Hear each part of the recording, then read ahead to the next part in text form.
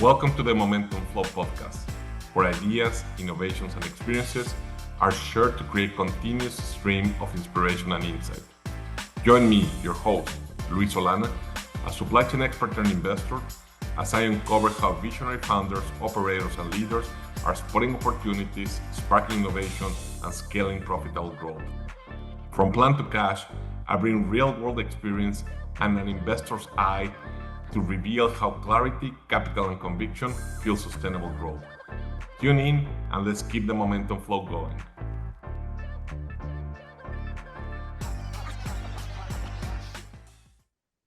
Today's conversation is particularly exciting as I welcome someone whose career mirrors the evolution of modern supply chain. Bjoern Kirchner, Corporate Vice President Global Supply Chain at Henkel Adhesive Technologies. Bjoern has worked across 5 countries, lead and led organizations in both Europe and China, managed global supply chain operations, guided complex ERP implementations, and navigated post-merger integrations, and not only that, but built high-performing organizations through periods of tremendous technological change. Very few executives have experienced that transition from traditional ERP-driven operations to today's AI-enabled supply chain from such a global perspective. I'm looking forward to exploring not only what has changed, but what still separates great organizations from average ones. Bjoern, welcome to the Momentum Flow. Thank you very much, Luis. Happy to join you today. Thrilled to see you, man. I appreciate you joining. So, Bjoern, I'd like to begin with your personal story. You studied economics in Munich and London before embarking on a career that eventually took you across Europe and Asia, leading increasingly complex global supply chain organizations. Looking back, what originally attracted you to supply chain management? Yeah, good question. Actually, I joined the community in China. I was there studying Chinese with a scholarship for 2 years, and I wanted to understand China better. So I came into import-export and worked for a logistics company. So that was my choice strategically, and it turned out to fall in love with, solving real-life puzzles, systems, people, process, and I got to know lots of different places in China. And I started in logistics, where as an economist was pretty uncommon, but I followed my curiosity, and I don't regret. Since then, I'm part of this community. That's great. One observation I made throughout my own personal career is that the further leaders move outside of their comfort zones, and you really did, that better they become at managing uncertainty. And uncertainty today has become one of the defining characteristics in modern supply chains. When you compare your younger self entering into the profession with the executive sitting here with us today, what has fundamentally changed in how you make decisions?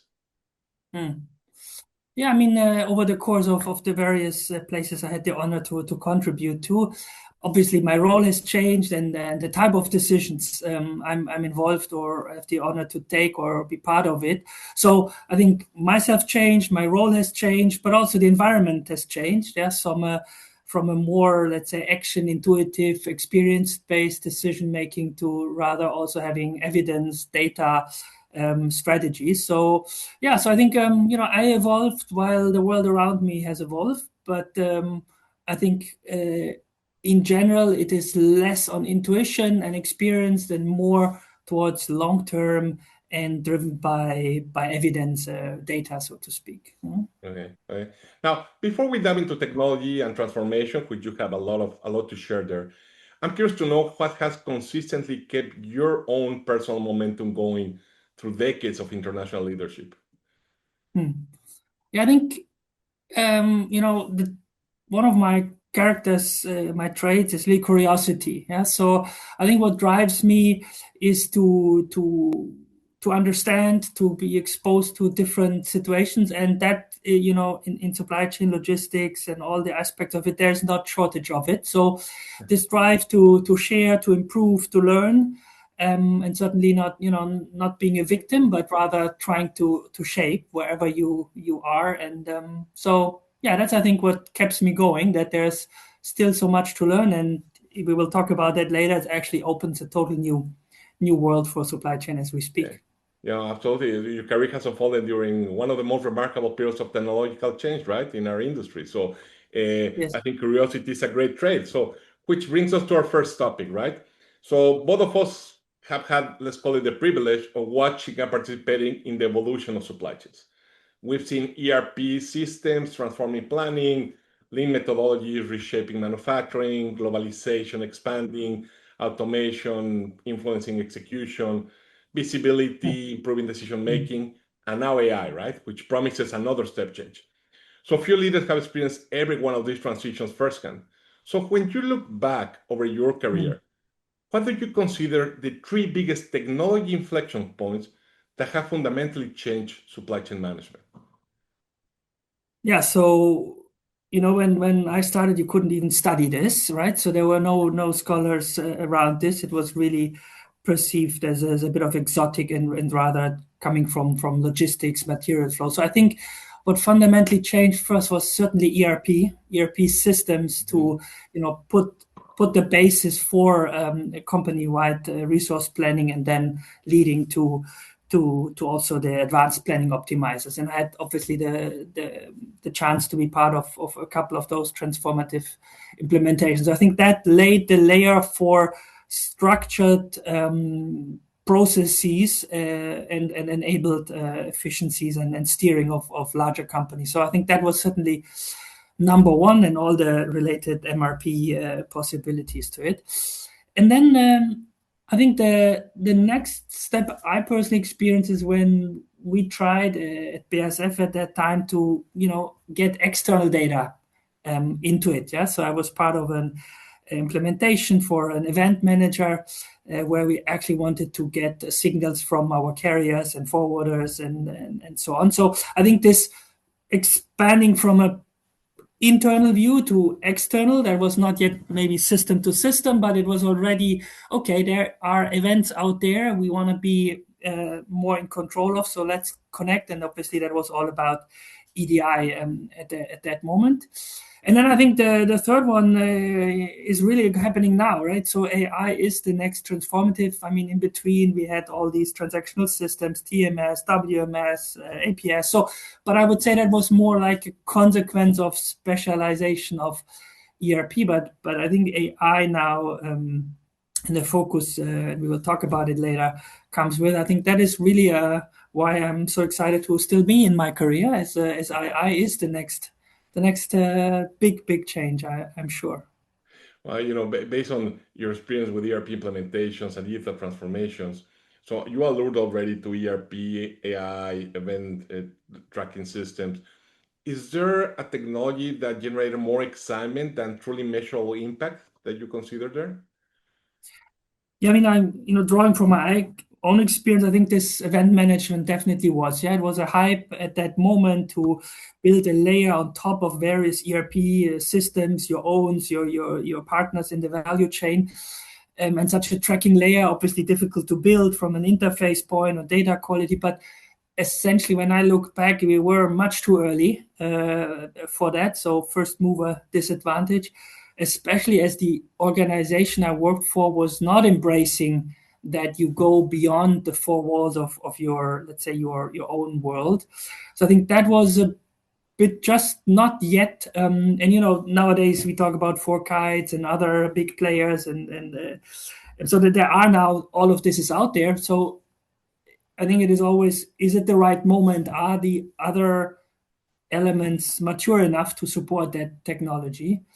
Um, so this one I think was overhyped, and I think another example is when we implemented the Service Cloud for our customer service. I think there we already approached not only technology but also how to adapt the organization, how to adapt the people mindset. So much more holistic, and as such, then technology can also deliver its value. Yeah, and as an investor today, I often ask founders just a simple question, right? Is your technology fundamentally changing how you make decisions, or you're just really digitizing an existing process? And those are really two very different value propositions. So, in talking innovation, how do you distinguish true innovation from technology cycle or technology hype? Yeah, so I mean, I would say we at least when I can influence, we don't start with technology, right? So technology is a means to an end. So we start with a certain vision. That's what we want to bring as a value to the organization. And then we see, okay, in order to do so, we need also very often technology. So technology for me is rather a catalyst to bring you where you are. And therefore you need to put this into relation. Is that technology now helping you and therefore make you transform towards your vision, or is it rather you're replacing a certain one which you have with a similar updated version? So technology itself is rather a function then of what you aim to do for it, and it depends on your starting point. So maybe for us now, bringing in a certain technology would be only replacement, while for some others who don't have anything in that space, it is then an opportunity to transform. So that's how I would look at this. No, fully agree with you. And when you say we, you mean Henkel, and I know Henkel operates one of the world's most complex industrial supply chains, right? I experienced it firsthand. So, where do you believe AI will create the greatest business value over the next 5 years? Is it on planning, manufacturing, procurement, or anywhere else within the supply chain? So, and coming back to that theme, if you want to create value, it's not the technology alone. It's a lot of preconditions who then let the technology create the value. So if I look into our various domains I'm involved in, I think I need to assess the preconditions to say, okay, we are ready to capture that AI value. So I think certain process excellence need to be there. You need to have certain contexts to feed the algorithms. You need to have a certain data quality and governance in place. You need certain analytic elements. So technology, and then you need to assess the rest. And if that makes it an even, or at least not too uneven playing field for those capability drivers, then we have a chance. And I would say for us, and many companies start there, is in the customer service area. I think we have invested a lot in standardization, organization, mindset, data, etc. So I think we are good equipped to go and explore the potential. And in some other areas, we still have homework to do. So I would judge only for what I can really perceive and have shaped myself. Obviously, there are great use cases out there also in logistics and also in planning. And I hope we can get there soon as well to capture that. Yeah, you're just confirming my own beliefs there, and my own experience, where technology very rarely does create value by itself, right? And value really comes from changing decisions, driving execution. So but at the same time, what decisions inside supply chain do you believe will increasingly become AI assisted? And which decisions should always remain human? Maybe you have an opinion or a perspective on that. Mm-hmm. So, I mean, there are different natures of decision. So there are those, let's say, more executional, right? So certain steps in a certain sequence or certain decision flows you can model, and let's say the variability is not too complex. And I think this is where this goes the fastest, right? So not too complex decision scenarios, preconditions, pretty good. And I think this is where we'll experience most adoption in the first place. Now, to pretend there is this one space I could not imagine it to be supported or replaced, I would be maybe not optimistic enough. I think where we should be more careful, right? Not saying it's impossible, but we should be more careful is when you come into long-lasting, significant long-term decisions where you just want to make sure you have the capability also on your other parts of the organization, let's say in your humans, which you're building the enterprise with, to actually take a similar decision. So let's talk about investment decisions, right? Building plans, setting up or adding new business. So these are fundamental company decisions with long-lasting impacts. And while I believe AI can help preparing your data, giving you additional insights, etc., ultimately I think these are the ones I would see go last if you want to be careful with the future you're building with your enterprise. But who knows? Depending on your company industry, maybe there are good models out there which it would fit even for these kind of decisions. No, but you made a solid point. People, processes, preconditions really transform organizations, and technology really simple brings some new capabilities, right? So let's explore that topic because I think it's interesting for our audience. So, every major technology wave has promised to transform supply chains, right? Yet when we look back, technology by itself rarely was the deciding factor. So companies consistently outperform that consistently outperform are necessarily the ones that have the newest tools, the newest gadgets. They're the ones that rethink how decisions are made, how people collaborate, how work gets all done, and that really brings us to what I believe is the real challenge. So, at least my personal learning is software scales exactly what already exists. So, as an example, if your processes are broken, technology simply helps you to fail faster, right? In contrast, if your operating model is strong, technology becomes a multiplier. So I assume you have seen similar patterns. So looking back, how much of successful transformation is really about technology and how much is about leadership, culture, and execution? What is your perspective?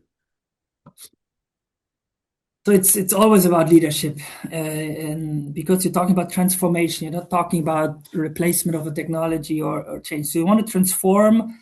That means you redefine what this part you're addressing will create as a value for the company, right? So if you're talking in serious about transformation, it's first and foremost about leadership of thinking it through, explaining it well to everyone, and equipping all the elements you need for success with the right level of maturity. So I think then technology can be a catalyst, okay? Can be a catalyst, can help you to excel, to establish new capabilities this brings with. But some people call an implementation of a tool already a transformation. I would say, okay, I don't buy this. This is, you bring in technology and you hope for adoption and you hope that the tool will have certain features which people can use to create more value.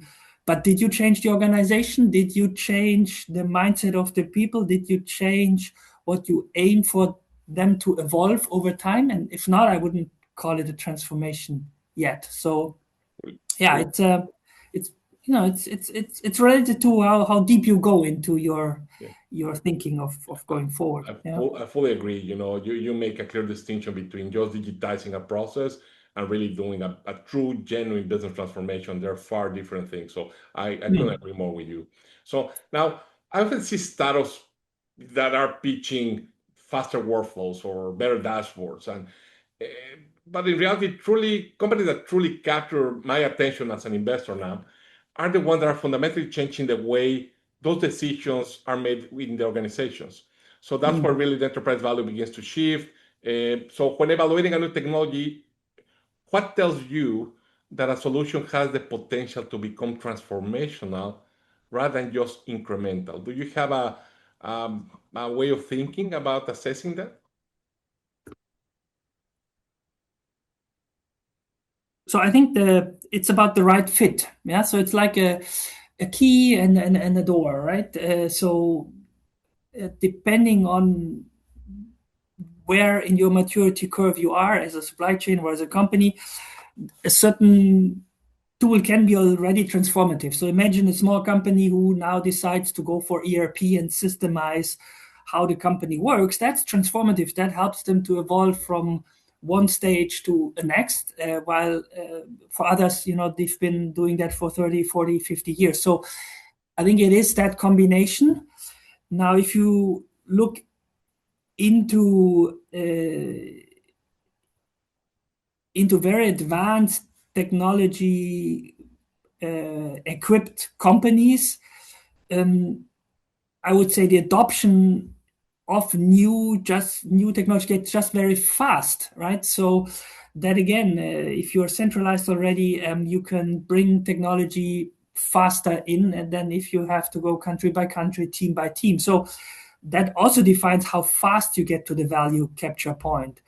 So I think it's to coming back to the question, I don't think it is the technology itself, is you need to assess, is that the right moment for us from a maturity point of view? And are we set up properly to capture the value fast to make the ROI from the technology investment? Yeah. No, So you coming mentioned, back as an investor, I would imagine advise always, okay, that's it. What is the most likely business scenario where this technology will drive value? Yeah. you're making a clear distinction between um, getting gaining capability versus just bringing a technology, right? And I Yes. think Yes. that's you're building in your extensive experience of post-merger integrations, which I know you went through a couple of those in your career. So Yes. those moments really often expose how different organizations operate truly beneath the surface. So Yes. did those experiences teach you something about designing operating models? Leave aside technology for a second, about Yeah. designing those operating models that then can really scale? Yeah.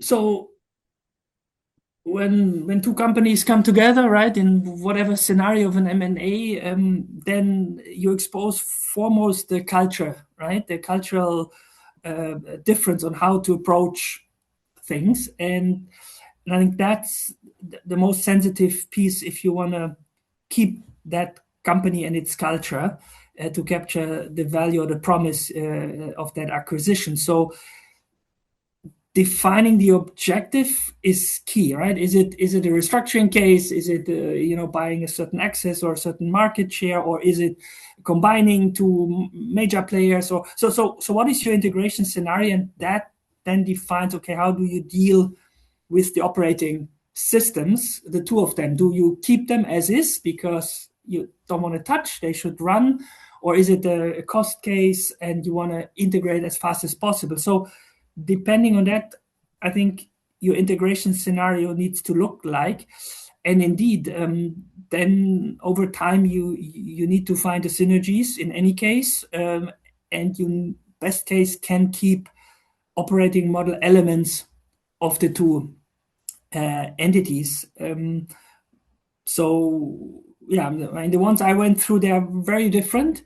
What is key is that you keep the players who made that company successful accountable for keeping it successful, and then an operating model adjustments can follow over time. No? You're hinting in your to process excellence, right? That really should Yes. accelerate Yes. decision making, not really slowing down. You know, Unfortunately, many organizations unintentionally they end up creating bureaucracy in the name of governance, right? Yeah. And one of the themes I really like to explore with you is the idea of process excellence without bureaucracy. So, how do you create then a disciplined, standardized operations while still preserving that speed, innovation, agility, and entrepreneurial thinking? Yeah. Yeah, so that's a super point because, depending on where you work in a company, you perceive if you're more in the central, let's say in large organization, you more perceive this as obvious. We need governance, yeah, Mhm. and we need to leverage. And if you're more in the, outside or in the decentral in the countries, then all this rules and bureaucracy and it kills us. So I think that's a natural conflict. So the way I try to look at this, that there is good government. Okay, governance is good. You want to be safe on the street. You want Mhm. everybody to behave so Mhm. that you can actually move fast. And so, if that's the spirit of governance, of ensuring flow, ensuring people can go together at one place, safe. Now, in processes language, it means there's not one, but there are also not million variants because they will block each other. So I think building these segments to allow for the differences and the way we do is with process mining, we can actually pretty much see how many ways we have to do a certain executional step, and then we say, look, doesn't make sense to have 1,000 variants, but it definitely makes sense to have 10. I'll give you a number. So, and now you have to obviously navigate. How do you reduce the unnecessary variances and still provide those which we need to run our different business segments? So yeah, there's it's a conflict. The question is where you sacrifice, right? Some speed for some efficiency, but then keeping the agility versus losing it out on the other side. So But I think that's the equilibrium you need to find. But you're advocating for balance, and I think that's the right approach. Yes, At the definitely. end, Yes. you need some centralized structure. You need to also allow Yes. innovation, but also I fully agree with that. So maybe we'll start pivoting towards next topic, because everything we discussed points to really one conclusion, right? Technology is becoming increasingly accessible. AI will continue to become increasingly available. Digital platform will continue to mature. All that means that the real differentiator might not be longer only technology in itself, right? It's people who know how to lead with it. So let's talk about what the next generation supply chain leadership looks like, if that makes sense. So throughout the conversation, one theme has emerged repeatedly. Technology evolves, ERP becomes cloud becomes visibility, visibility becomes AI. But every technology wave ultimately changes something that is definitely bigger than software. It changes how leaders make decisions, how organizations collaborate, and most importantly, what great leadership looks like, right? So let's talk about leadership. So one observation I've had recently is that people often ask whether AI will replace, let's call it planners or buyers or supply chain professionals. Personally, I really think that's the wrong question. The better question is, how does AI elevate the roles of supply chain leaders? I would love to hear your perspective on that statement, whether you agree or not, or you have a different perspective. Yeah, so we're in the beginning of something, and we don't know, where this let's say industrial transformation will take us, and which part will be transformed faster than others. So it's a bit of a best guess, but it is obvious that we will use AI agents to run tasks and take decisions. Yeah, so and it is now the question, where is the human in that? Is it in the loop? Is it on the loop? Is it off the loop? So the nature of the remaining tasks will change. Yeah, so we give certain tasks away and taking decision, executing steps, interacting, and we need to maybe understand that where humans are good at is, depending on their role in that process, is also more on the relational piece, on integrating, on overseeing, on and trying to figure out what is the true additional value we can create by giving away, let's say, more transactional and increasingly maybe even more complex tasks. So I would say it's becoming more demanding to work in supply chain. Yeah, so the pure transactional jobs will not be there. We need different profiles going forward. And the knowledge itself maybe is not what it will be, but rather how you approach things, how you connect things, how you drive. And that is then much more leadership skills, right? So stakeholder management, change management, how to make humans accepting evolutions and progress.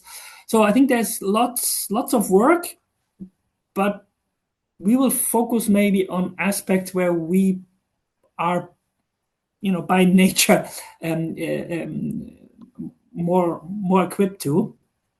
So yeah, there will be lot of different evolutionary steps to take in this journey. I fully agree. Let me just probe a little deeper on that one, because I agree with you. The AI is providing information almost instantly, right? And abundant. Okay, there's a lot of information. So now, is the new competitive advantage shifting from information availability to really judgment capabilities, being able to discern and to guide and to leverage those tools?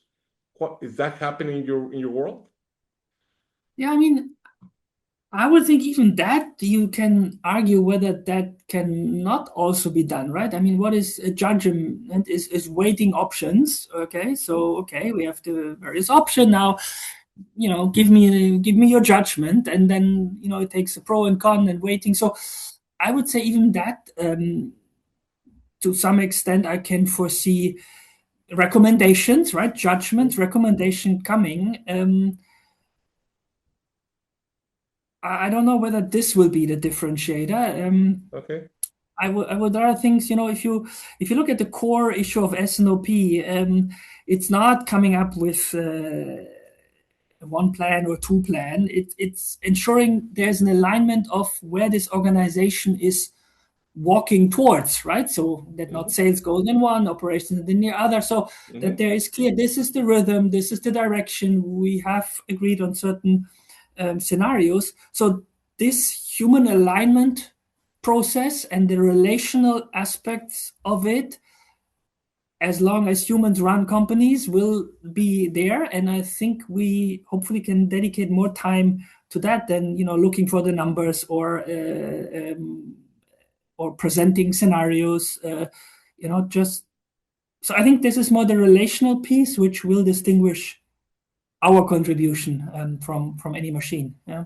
Fully agree, and indirectly, you're hinting towards the supply chain capabilities are shifting, are changing, right? So let's play Mm-hmm. pretend. If you were mentoring a young professional that is entering supply chain today, Mm-hmm. how would you tell them to learn that university may not yet be teaching them? And what Okay. experiences should they deliberately seek early in their Mhm. careers, given the world is changing in front of us? Yeah.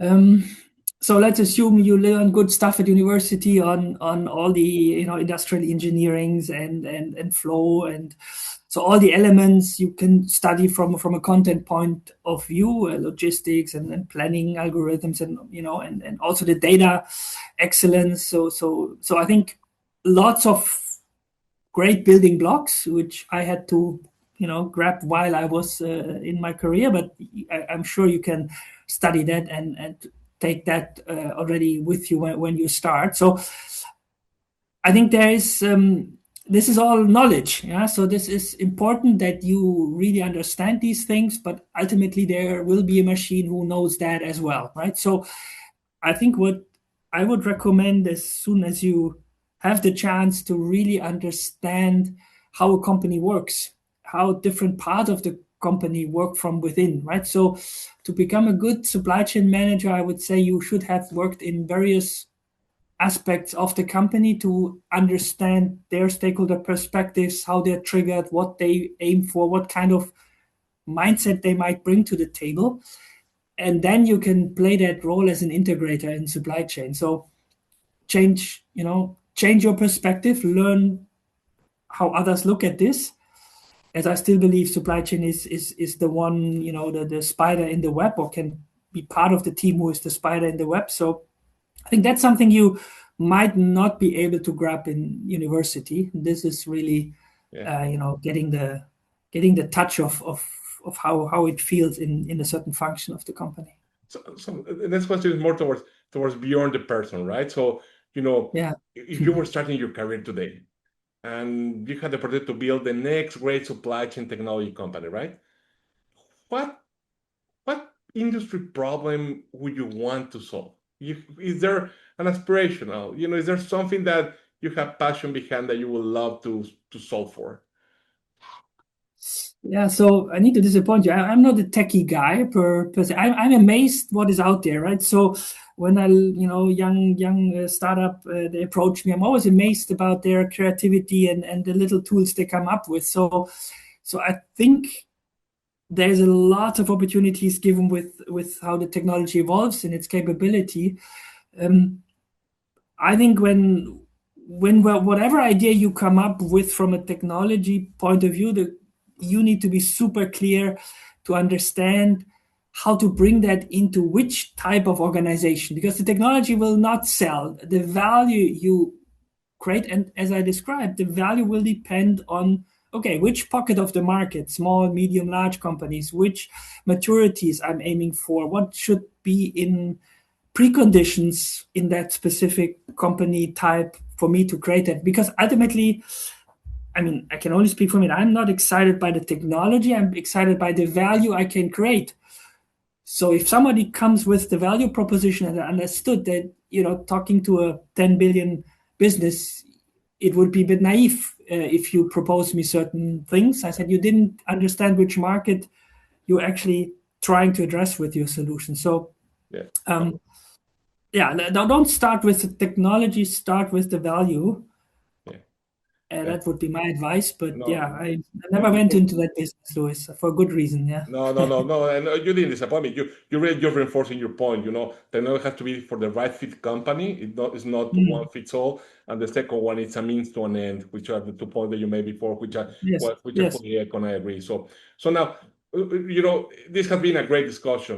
We explore technology evolution, realities of transformation, and a little bit of what leadership may look like in this new AE era, right? Yes. So now we're getting to the end of our time today, but before we wrap up, I would like to have just a fast-paced lightning round of concise question and answer. So you don't need to Okay. overthink it, just one or two words, one phrase, that's Okay. it. So let me go through it. So let me start Yeah. with a with a double question, okay? So one Yeah. technology you're most excited about, and one technology that has received more attention than it deserves. Okay. So the ones I'm most excited about is really decision intelligence systems. So obviously now with AI, this is in everybody's mouth, but I believe if you master decision intelligence systems structurally, then you can create a huge value. So I'm high respect for those companies who have managed to deploy that. So that's Mhm. really most excited, and I would be eager to do that as well myself. Um, and the other part, And more than it overcut. deserves. Yeah. So I think we've been focused, rightfully or not, on that execution layer a lot, right? Execution systems, whether it's MES, TMS, WMS, ERP. So I think that received enough attention. By now, we should have fixed it, in my opinion. Now we should rather look at the intelligence layer, and yeah, but Right. obviously execution layer needs to be in place. Yeah, but don't if you don't have that, then certainly you need to work on it. But yeah, for me that has enough. It Yeah, got no, enough attention, to be honest. I hear you. Yeah. One leadership habit that has contributed most to your personal success. Curiosity, I would say. I mentioned at the beginning. I think that drove me into exploring new ideas, new things, and to some degree also no fear, right? So uh, the more complex the problem is, the more excited I get to find a way out or in or over, however you want. So, yeah, I think this is a bit Yeah. be outspoken but polite, obviously, a bit curious to ask the questions. So, yeah, I think that's maybe for the good and the bad, both of it. Yes. Drawing from your vast international experience, one lesson every executive should learn from really working internationally. Yeah. So there's not one correct view on things. So, different perspectives, they all have their value. And the more diverse your team is, and you manage to include this diversity, you get better. But there is this natural tendency to clone yourself and think, my approach is the right. So, if you have the chance to really overcome your own perspective and learn this by working daily with many, many cultures, then I think it's a rich experience. So I can only wish for everyone. Oh, thank you. Thanks for indulging me on this quick question. So this podcast, as you know, is called the Momentum Flow, right? And every guest brings a different perspective of what creates a true lasting momentum. So when you look ahead 10 years from now, what gives you the greatest confidence that the momentum behind supply chain innovation will continue accelerating? Okay. Or you don't have any confidence on it? No, all good. I think, if you look at supply chain, what are we actually doing? We are trying to synchronize demand and supply, uh, where there are distinct time zones, right? So time horizons. And and that's actually a fundamental economic problem, which usually the price, right? Price adjusts demand and supply, and we are kind of in supply chain doing that with flow of material information to resolve that gap. So that is a fundamental economic challenge, and we make it happen, right? So we are applied economics, if you want. So it will always be there, and I still this momentum will not lose, because as long as we trade, we need an answer to how we close that gap.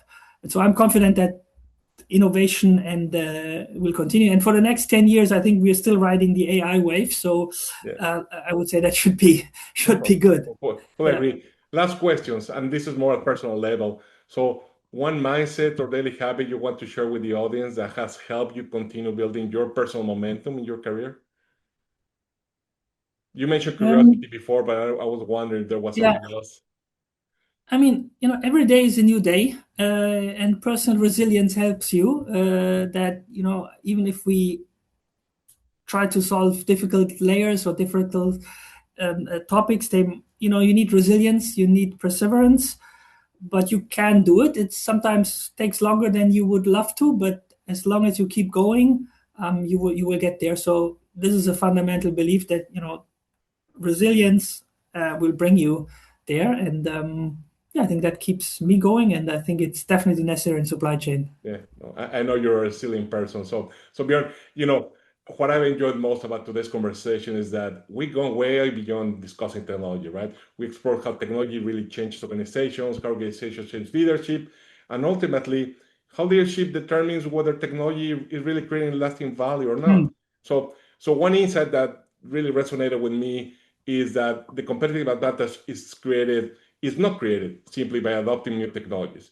It's created by redesigning how people make decisions, collaborate across functions, execute with discipline.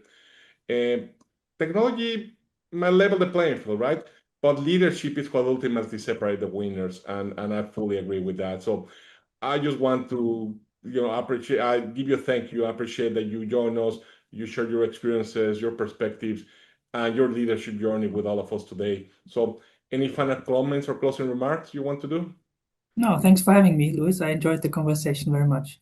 Thanks for joining. And to our audience, if today's discussion sparked a new idea, challenge a long-held assumption, or help you think differently about the future of supply chains, please subscribe and share this episode with colleagues, founders, operators, leaders, or any investor across your network. I'm Luis Solana, and this is the Momentum Flow, where clarity, capital, and conviction keep supply chains and leaders moving forward. Until next time, stay curious, stay connected, and keep the momentum flowing. Thank you.